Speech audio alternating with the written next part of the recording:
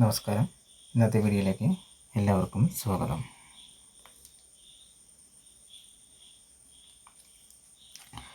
ഇന്നത്തെ വിഷയം ശനിദശ. ശനിദശ നിങ്ങൾക്ക് എങ്ങനെ, ഓരോ വർഷവും നിങ്ങൾക്ക് എങ്ങനെ കടന്നു പോകുന്നു എന്നതിനെക്കുറിച്ചുള്ള ഒരു ചെറിയൊരു വീഡിയോ തയ്യാറാക്കുന്നതാണ് നമ്മുടെ ഇന്നത്തെ വിഷയം വരുന്നത്. അതിനെക്കുറിച്ചൊരു അവലോകനം നടത്തി നമുക്ക് വിശദമായി തന്നെ ഇവിടെ നോക്കാം.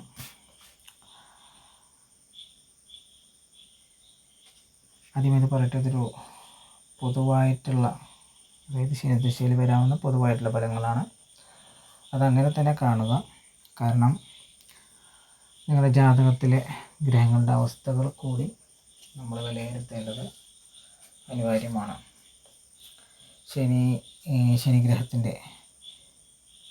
ശനിഗ്രഹത്തിൻ്റെ ബലവാനാണോ, അങ്ങനെയുള്ള ഒരുപാട് കാര്യങ്ങൾ നമുക്കതിൽ വിലയിരുത്തേണ്ടതുണ്ട്. അതുകൊണ്ട് തന്നെ ഇതൊരു പൊതുവായിട്ടുള്ള ശനിദശയിലെ ഒരു പൊതുവായിട്ടുള്ള ഫലമായിട്ട് മാത്രം ഇതിനെ കണക്കാക്കുക. എന്നിരുന്നാലും ശനിദശയിൽ നമുക്ക് ഇവിടെ പറയുന്ന കാര്യങ്ങൾ പ്രധാനുഭവത്തിൽ വരുന്നത് തന്നെയാണ്. അപ്പോൾ നമുക്ക് ശനിദശയെക്കുറിച്ച് നോക്കാം. ശനിദശ എന്ന് പറയുമ്പോൾ 19 വർഷം നീണ്ടു കിടക്കുന്നതാണ് ഈ ശനിദശ. എല്ലാവരും ഭയത്തോടെ കാണുന്ന ഒന്നാണ് നമുക്ക് ശനിദശ, അല്ലേ? എന്നാൽ അങ്ങനെ ഭയക്കേണ്ടതിൻ്റെ ആവശ്യമുണ്ടോ? മറ്റേതോ ദശാകാലത്തെ പോലെ ഗുണദോഷ സമ്മിശ്രമാണ് നമ്മുടെ അതായത് ശനിദശാകാലം.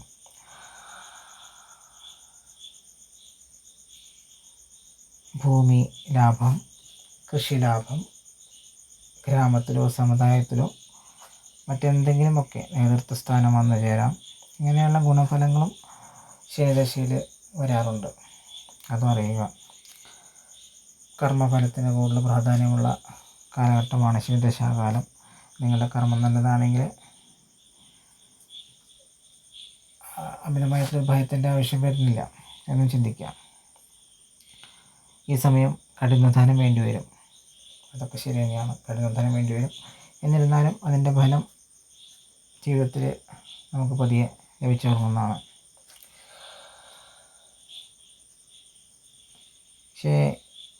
ശനി മിക്കവാറും കഷ്ടഫലത്തെ നൽകുന്നവനാണെങ്കിൽ പോലും ഇഷ്ടഭാവസ്ഥിതനും ഫലവാനുമാണ് ശനി എന്നറിയുക.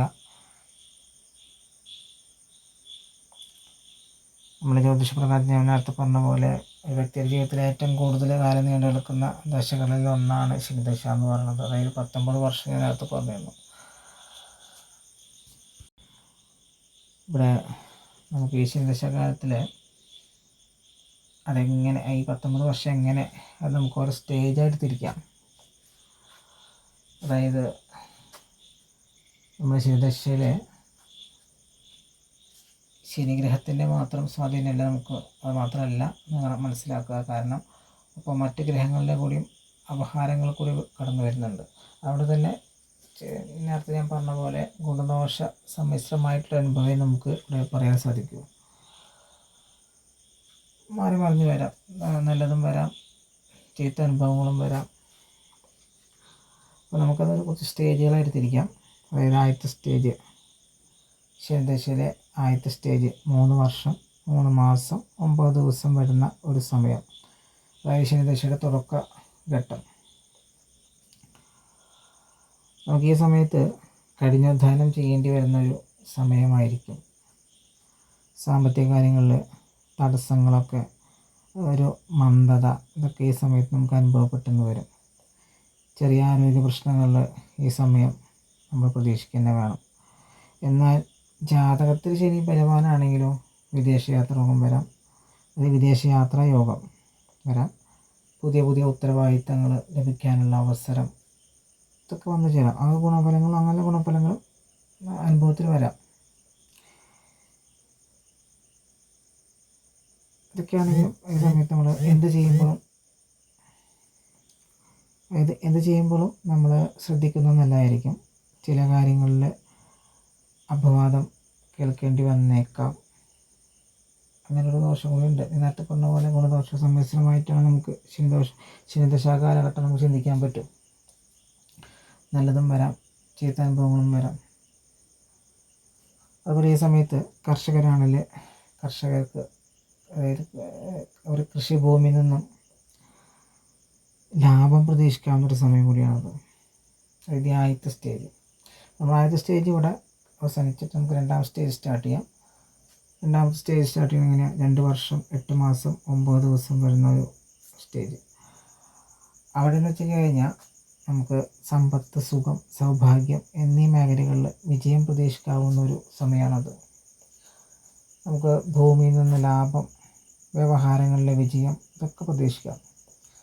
പഠിക്കുന്ന കുട്ടികളാണെങ്കിൽ ബുദ്ധിപരമായിട്ടുള്ള വളർച്ച ഈ സമയത്ത് വന്നു ചേരും.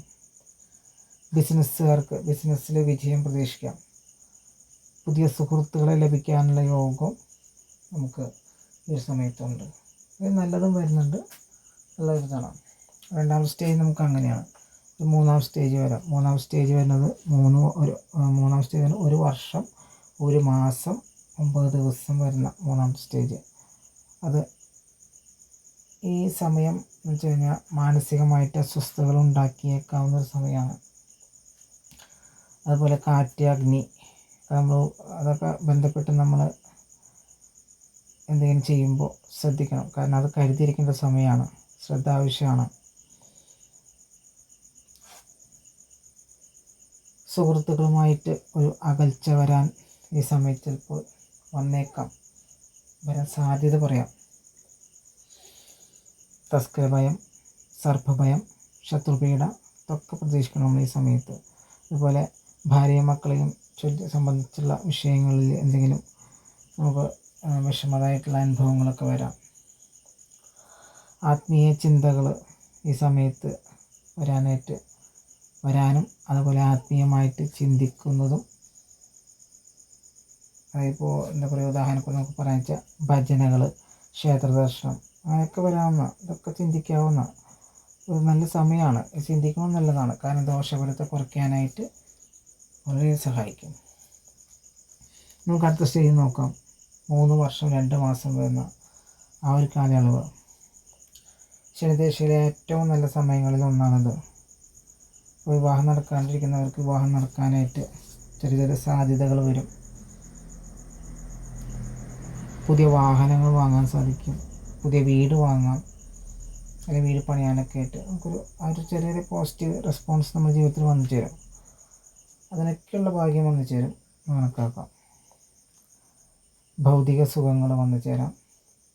അതുപോലെ കലാരംഗത്ത് പ്രവർത്തിക്കുന്നവരുണ്ടാവും, അവർക്കൊക്കെ ഇത് ശോഭിക്കാവുന്നൊരു സമയമാണ്.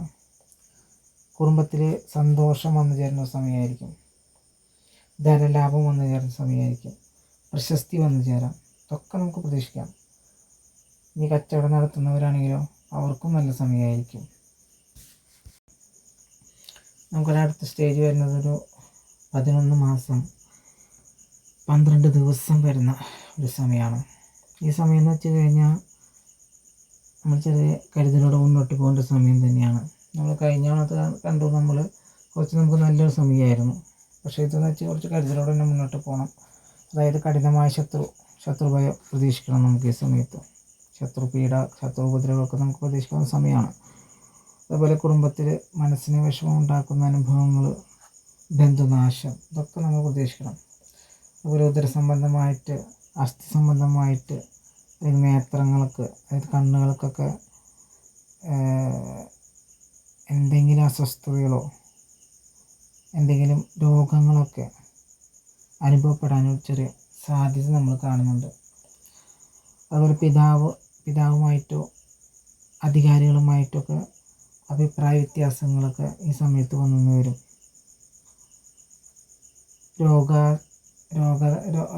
അതായത് രോഗങ്ങൾ പ്രതീക്ഷിക്കാവുന്നൊരു സമയമാണ്. അസ്വസ്ഥത ഉണ്ടാക്കാം. അടുത്ത സ്റ്റേജ് നമുക്ക് നോക്കാം. അത് വരുന്ന വെച്ചാൽ 1 വർഷം 7 മാസം വരുന്ന സമയമാണ്. കഴിഞ്ഞത്തെ പോലെ തന്നെ നമുക്ക് പ്രശ്നമുള്ള സമയം തന്നെയാണെന്ന് പറയണം. മാനസികമായിട്ട് ഒരുപാട് പ്രശ്നങ്ങൾ ഈ സമയാനുഭവത്തിൽ വന്നേക്കാം. അനാവശ്യമായിട്ടുള്ള ഭയം, ചിന്തകളൊക്കെ വരും. അമ്മയുടെ ആരോഗ്യത്തിൽ ചെറിയ ബുദ്ധിമുട്ടുകൾ വരാം. കഫക്കെട്ട് പോലുള്ള ആരോഗ്യ പ്രശ്നങ്ങൾ, സാമ്പത്തിക നഷ്ടം, ഇതൊക്കെ നമ്മൾ ഈ സമയത്ത് പ്രതീക്ഷിക്കണം. അടുത്ത സ്റ്റേജ് വരുന്നത് 1 വർഷം 1 മാസം 9 ദിവസം വരുന്ന ഇതാണ് കാലഘട്ടം. ആ കാലഘട്ടം വെച്ച് കഴിഞ്ഞാൽ നമ്മൾ ഈ സമയത്ത് നമുക്ക് പെട്ടെന്ന് ദേഷ്യം വരാവുന്നൊരു അങ്ങനൊരു ദേഷ്യം എപ്പോഴും വരാവുന്നൊരു ഫീലിങ്സ് നമുക്ക് വന്നു വരും. അത് നമ്മൾ നിയന്ത്രിക്കണം ഈ സമയത്ത്. കാരണം അമിതമായ ദേഷ്യം പല പ്രശ്നങ്ങളുണ്ടാക്കും ജീവിതത്തിൽ. വാക്കുകളിൽ നിയന്ത്രണം കൊണ്ടുവരണം. അതുപോലെ അപകട സാധ്യതകളൊക്കെ, അതായത് ഇപ്പോൾ മുറിവ്, ചതവ്, അങ്ങനെയുള്ള അനുഭവങ്ങൾ കൂടി വരാം എന്നുള്ളൊരു സാധ്യത നമ്മളിവിടെ പറയണം, സാധ്യത പറയുന്നുണ്ട്. അപ്പോൾ അതുകൊണ്ടാണ് ആ ഒരു സമയം നമ്മൾ ശ്രദ്ധിക്കുക. മാത്രമല്ല, ചില സന്ദർഭങ്ങളിലാണെങ്കിൽ സഹോദരങ്ങളായിട്ട് തർക്കങ്ങൾ വരെ വന്നേക്കാം. ഈ സമയത്ത് വെച്ച് നമ്മൾ തർക്കങ്ങളൊക്കെ വരാണ്ട് നമ്മൾ ശ്രദ്ധിക്കണം. മാത്രമല്ല, സഹോദരങ്ങളെന്ന് മാത്രമല്ല, ആരുമായിട്ട് നമ്മൾ തർക്കങ്ങൾ വരാതിരിക്കാൻ ഒരുപാട് ശ്രദ്ധിക്കേണ്ട സമയമാണത്. അതുപോലെ കേസിലൊന്നും പെടാതെ ശ്രദ്ധിക്കണം. പിന്നെ തീരുമാനം എടുക്കുകയാണെങ്കിൽ, എന്തൊരു തീരുമാനം എടുക്കുകയാണെങ്കിലും നന്നായി ആലോചിച്ച് മാത്രം എടുക്കണം ഈ സമയത്ത്. കാരണം ശരിയാണോ തെറ്റാണോ എന്ന് 2-3 വട്ടം ചിന്തിച്ചിട്ട് ഒരു തീരുമാനം എടുക്കുന്നതായിരിക്കും ഈ സമയത്ത് നല്ലത്. നമുക്ക് അടുത്തൊരു സ്റ്റേജ് നോക്കാം. അതായത് 2 വർഷം 10 മാസം 6 ദിവസം വരുന്ന അടുത്ത സ്റ്റേജ്. ചതിക്കപ്പെടാൻ സാധ്യത കൂടുതലുള്ള സമയമാണത്. നമ്മളെല്ലാവരും കണ്ണടച്ച് വിശ്വസിക്കുന്ന ഒരു മനോഭാവം എടുത്ത് മാറ്റണം. കാരണം ചതിക്കപ്പെടാം.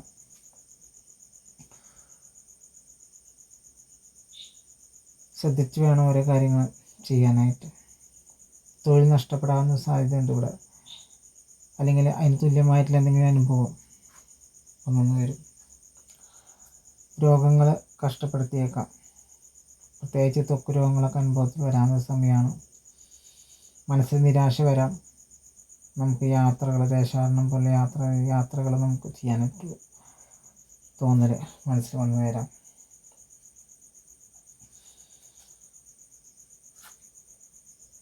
അപരിചിതരായിട്ടുള്ളവരെ അമിതമായിട്ട് വിശ്വസിക്കാണ്ടിരിക്കുക. ഈ ഒരു സമയം എന്ന് വെച്ചാൽ ഞാൻ പറഞ്ഞല്ലോ, ചതിക്കപ്പെടാൻ ഒരുപാട് സാധ്യതയുള്ള സമയമാണ്. അപരിചിതരെയും വിശ്വസിക്കുന്നത് അമിതമായിട്ട് വിശ്വസിക്കാതിരിക്കുക. അതുപോലെ കൂടെ നിൽക്കുന്നവരായിക്കോട്ടെ, എന്നാലും നമ്മൾ ചെറുതായിട്ടൊന്ന് കരുതലോടെ വേണം മുന്നോട്ട് പോകേണ്ട സമയമാണിത്. നമുക്ക് അടുത്ത സ്റ്റേജ് നോക്കാം. 2 വർഷം 6 മാസം 12 ദിവസം വരുന്ന അടുത്തൊരു കാലഘട്ടം. അത് ശനിദശയുടെ അവസാന കാലഘട്ടമാണ്. മുൻപ് അനുഭവിച്ച ദുരിതങ്ങൾക്ക് ഒരു വലിയൊരു പരിധി വരെ ആശ്വാസം ലഭിക്കാവുന്ന ഒരു സമയമായിരിക്കും ഇത്. ആത്മീയമായിട്ടൊരു പ്രകാശം നിങ്ങൾക്ക് അനുഭവപ്പെടും. ധനഭാഗ്യം വന്നു ചേരും. കാര്യസിദ്ധികൾ വരും. വിവിധതരം സൗഭാഗ്യങ്ങൾ ജീവിതത്തിൽ വന്നു ചേരും. മുടങ്ങിപ്പോയ കാര്യങ്ങളൊക്കെ നമുക്ക് പുനരാരംഭിക്കാൻ സാധിക്കുന്ന സമയമായിരിക്കും. സമൂഹത്തിൽ പ്രശസ്തി, ബഹുമാനം, ഇതൊക്കെ നമുക്ക് തിരിച്ചു കിട്ടേണ്ട സമയമാണ്. ബന്ധുമിത്രാദികൾക്ക് വേണ്ടിയിട്ട് വിവാഹം നടത്തി കൊടുക്കാവുന്ന ഒരു ഭാഗ്യം കൂടി നിങ്ങൾക്ക് ഈ സമയത്ത് വന്നു ചേരും. അത് ഞാൻ പറഞ്ഞത് ശനിദശാകാലത്ത് നമുക്ക് ഗുണവും ദോഷവും മാറി മറിഞ്ഞു വരുന്ന നമ്മൾ ഇത്രയും സമയം കൊണ്ട് കണ്ടു. മറ്റൊരു ഗ്രഹദോഷങ്ങളെ പോലെ തന്നെ ഇതും സമ്മിശ്രാനുഭവം തന്നെയാണ്. മറ്റു ദശാകാലങ്ങളെ പോലെ തന്നെ. അതുപോലെ നമുക്ക് ഈ ഒരു കാലഘട്ടത്തിൽ ശനിദശയായാലും അതിൻ്റെ അപഹാരങ്ങളായാലും ദോഷഫലങ്ങളെ കുറയ്ക്കാനായിട്ട്, അതുപോലെ ഗ്രഹാനുകൂല്യം ലഭിക്കുന്നതിനൊക്കെ ആയിട്ട് നമുക്ക് ചെറിയ വഴിപാടുകൾ, പ്രാർത്ഥനയൊക്കെ നല്ലതായിരിക്കും, ഉത്തമമായിരിക്കും. ഇപ്പോൾ പറയുകയാണെങ്കിൽ ശാസ്താവിനെ ഭജിക്കുക, അല്ലെങ്കിൽ അയ്യപ്പനെ ഭജിക്കുക, ഇതൊക്കെ നല്ല ഗുണപ്രദമായിട്ടുള്ളൊരു കാര്യമാണ്, ഉത്തമമാണ്. അപ്പോൾ നീരാഞ്ജനം വഴിപാട് നമുക്ക് നടത്താം. ശനി പൂജ കഴിപ്പിക്കുന്നതും എള്ളുപായസവും ഇതൊക്കെ നല്ലതാണ്. വഴിപാടുകളൊക്കെ നല്ലത് തന്നെയാണ്. അതുപോലെ ഈ സമയത്ത് നമുക്ക് ഹനുമാൻ ഭജനം, ശനിയാഴ്ചകളിലൊക്കെ ഹനുമാനെ അവൽ നിവേദ്യം വഴിപാട് ചെയ്യുന്നത് വളരെ നല്ലതാണ്. അതുപോലെ മഹാദേവ ഭജനം, അതായത് ശനി ഭഗവാന്റെ ഗുരുവായ മഹാദേവനെ ഭജിക്കുന്നത് ശനിയുടെ കഠിനമായ ദോഷങ്ങളെ ശാന്തമാക്കുന്ന വിധത്തിലുള്ളതാണ്.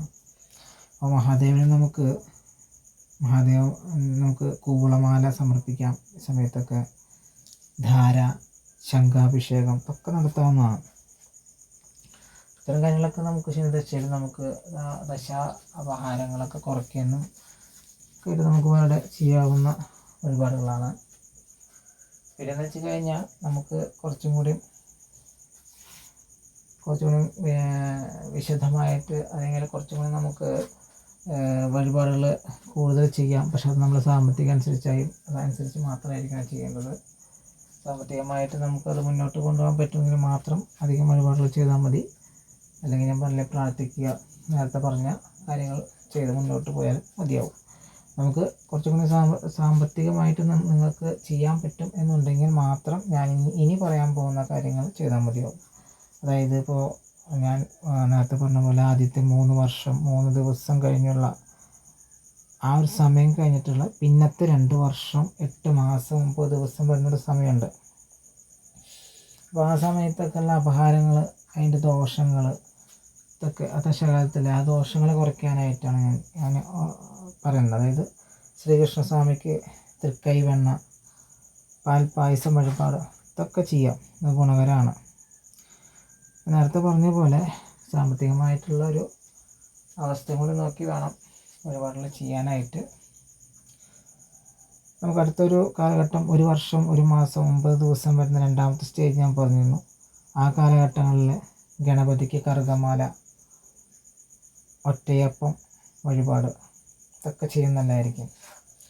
അതുപോലെ അടുത്ത സ്റ്റേജ് 3 വർഷം 2 മാസം വരുന്നൊരു കാലയളവ് ഭഗവതിക്ക് കടും മധുര പായസം, പട്ട് സമർപ്പണം, ലളിതാ സഹസ്രനാമ അർച്ചന ഇതൊക്കെ നമുക്ക് ചെയ്യാം ഈ സമയത്ത്. പിന്നീട് വരുന്ന ഒരു സ്റ്റേജ് 11 മാസം 12 ദിവസം വരുന്ന ആ ഒരു കാലയളവിൽ മഹാദേവന് മുൻവിളക്ക് പിൻവിളക്ക് വഴിപാടുകൾ, കൂവളമാല ഇതൊക്കെ വഴിപാട് ചെയ്യുന്നത് നല്ലതാണ്. ഇന്നത്തെ സ്റ്റേജ് നമ്മൾ പറഞ്ഞത് 1 വർഷം 7 മാസം കാലയളവ് വരുന്ന ഒരു സ്റ്റേജ് ആയിരുന്നു അല്ലേ. ആ ഒരു സമയത്ത് ദുർഗാദേവിക്ക് അല്ലെങ്കിൽ മഹാദേവനോ പായസം വഴിപാട് ചെയ്യാവുന്നൊരു സമയമാണ്. അങ്ങനെ അടുത്തൊരു കാലഘട്ടം, അടുത്തൊരു സ്റ്റേജ് വരുന്നത് 1 വർഷം 1 മാസം 9 മാസം കാലയളവിൽ വരുന്ന ഒരു സമയമായിരുന്നു. ആ ഒരു സമയത്ത് നമുക്ക് സുബ്രഹ്മണ്യ സ്വാമിക്ക് പഞ്ചാമൃതം വഴിപാട് ചെയ്യാം. ഭദ്രകാളിക്ക് രക്തപുഷ്പാഞ്ജലി വഴിപാട് നടത്താവുന്നതാണ്. പിന്നീട് വരുന്ന 2 വർഷം 10 മാസം 6 ദിവസം വരുന്നൊരു അടുത്ത സ്റ്റേജ് കാലഘട്ടം നാഗങ്ങൾക്ക് നൂറും പാലും മഞ്ഞപ്പൊടി ഇതൊക്കെ സമർപ്പിക്കാവുന്ന ഒരു സമയമാണ്. അടുത്ത വരുന്ന കാലഘട്ടം 2 വർഷം 6 മാസം 12 ദിവസം വരുന്ന അവസാന സ്റ്റേജ് മഹാവിഷ്ണു ക്ഷേത്രത്തിൽ നമുക്ക് നെയ്വിളക്ക്, പാൽപ്പായസം, പുരുഷ സൂക്ത അർച്ചന ഇതൊക്കെ ചെയ്യാം. ഭാഗ്യസൂക്ത വഴിപാടൊക്കെ ചെയ്യാം, ഇതൊക്കെ ചെയ്യാൻ പറ്റുന്നതാണ്. നേരത്തെ ഞാൻ പറഞ്ഞിരുന്നു, അതുകൊണ്ട് ഞാൻ പറയുകയാണ്, നിങ്ങളുടെ സാമ്പത്തികം കൂടി നോക്കിയിട്ട് വേണം ഇത്തരം വഴിപാടുകളൊക്കെ ചെയ്യാൻ. ശനിദശയാണ് എന്ന് കരുതി നമ്മളെ സാമ്പത്തികം കൂടി നോക്കി വേണം നമ്മൾ വഴിപാടുകൾ ചെയ്യാൻ. ആദ്യം ഞാൻ പറഞ്ഞ വഴിപാടുകൾ ചെയ്താലും മതിയാവും. ഇത് ഞാൻ കുറച്ചും കൂടി വിശദമായിട്ട് നിങ്ങൾക്ക് ഓരോ സമയത്ത് ചെയ്യാവുന്ന വഴിപാടുകൾ ഞാൻ കുറച്ചും കൂടി ഡീറ്റെയിൽ ആയിട്ട് പറഞ്ഞു തന്നു എന്ന് മാത്രമേ ഉള്ളൂ. പിന്നെ നമുക്കിത് ചെറിയ രീതിയിൽ ചെയ്യാനായിട്ട് നിങ്ങളുടെ സാമ്പത്തികം കൂടി നോക്കിയിട്ട് ചെയ്യാവുന്ന ചെറു വഴിപാടല്ല, അതായത് ശനിദോഷ പരിഹാരങ്ങൾക്കായിട്ട് നമുക്ക് ചെയ്യാവുന്ന കുറച്ച് കാര്യങ്ങൾ കൂടി ഞാൻ പറഞ്ഞുതരാം. അതായത് ദാനധർമ്മങ്ങൾ ചെയ്യുന്നതൊക്കെ വളരെ നല്ലതാണ് ശനിദോഷം മാറാനായിട്ട്. അതായത് ശനിയാഴ്ചകളിൽ പാവപ്പെട്ടവർക്ക്, ആലംബഹീനർക്കൊക്കെ അന്നദാനം നടത്തുന്നത് നല്ലതായിരിക്കും. കറുത്ത വസ്ത്രം, കുട ഇതൊക്കെ ദാനം ചെയ്യുന്നതും വളരെ നല്ലതാണ്, ഉത്തമമാണ് അതൊക്കെ. ഇതൊന്നും നിങ്ങൾക്ക് സാധിക്കില്ലെങ്കിൽ പക്ഷികൾക്കും മൃഗങ്ങൾക്കും ഭക്ഷണം നൽകാം. പ്രത്യേകിച്ച് കാക്കയ്ക്ക് ദിവസം രാവിലെ നിങ്ങളെ ഭക്ഷണത്തിൽ നിന്ന് ഒരു പങ്ക് നൽകുന്നത് വളരെ നല്ല കാര്യമാണ്. അതൊരു ഉത്തമമാണ്, ശനിദോഷം കുറയ്ക്കാനായിട്ട് വളരെ നല്ലതാണ്. ഇപ്പോൾ നമ്മൾ പ്രത്യേകിച്ച് നമ്മൾ എള്ള് ചേർത്തിട്ടുള്ള ചോറ് ഇന്നലെ അതൊക്കെ നമുക്ക് കാക്കയ്ക്കൊക്കെ കൊടുക്കുന്നത് വളരെ ഉത്തമമായിരിക്കും. ശനിദോഷം കുറയ്ക്കാനായിട്ടൊക്കെ നമുക്ക് വളരെ ഉപകാരം ഇവിടെ ചെയ്യാവുന്ന കാര്യമാണ്. സാമ്പത്തികമായിട്ട് നമുക്ക് ബുദ്ധിമുട്ടുള്ള സമയമാണെന്നുണ്ടെങ്കിൽ ഇത്രയും ചെറിയ വഴിപാടുകൾ നമുക്ക് വഴിപാടിൽ നമുക്ക് ദോഷപരിഹാരത്തിന് വേണ്ടി ചെയ്യാവുന്ന കുറച്ച് കർമ്മങ്ങൾ, അതാണ് ഉദ്ദേശിക്കുന്നത്, ചെയ്യാവുന്നതാണ്. പിന്നെ ഞാൻ പറഞ്ഞു, ക്ഷമയോടും കഠിനാധ്വാനത്തോടും കൂടി വേണം മുന്നോട്ട് പോകാനായിട്ട്. എന്തും നമുക്ക് നേരിടാൻ സാധിക്കുന്നുള്ളൂ, സജ്ജമാക്കി മനസ്സിൽ നിർത്തുക. ഇത്രയൊക്കെ ഉണ്ടെങ്കിൽ തന്നെ നമുക്ക് കഠിനാധ്വാനം ചെയ്യാം. ഇതൊക്കെ ചെയ്താൽ നമുക്ക് ശനിദോഷത്തിന് നമുക്ക് ഒന്ന് എന്ത് നേരിടാമെന്നുള്ളൊരു മനസ്സിന് പറഞ്ഞ് മനസ്സിലാക്കുക. അതൊക്കെ അങ്ങനെയൊക്കെയുള്ള കാര്യങ്ങളൊക്കെ ചെയ്യുന്നത് ശനിദോഷ സമയത്ത് വളരെ നല്ലതായിരിക്കും.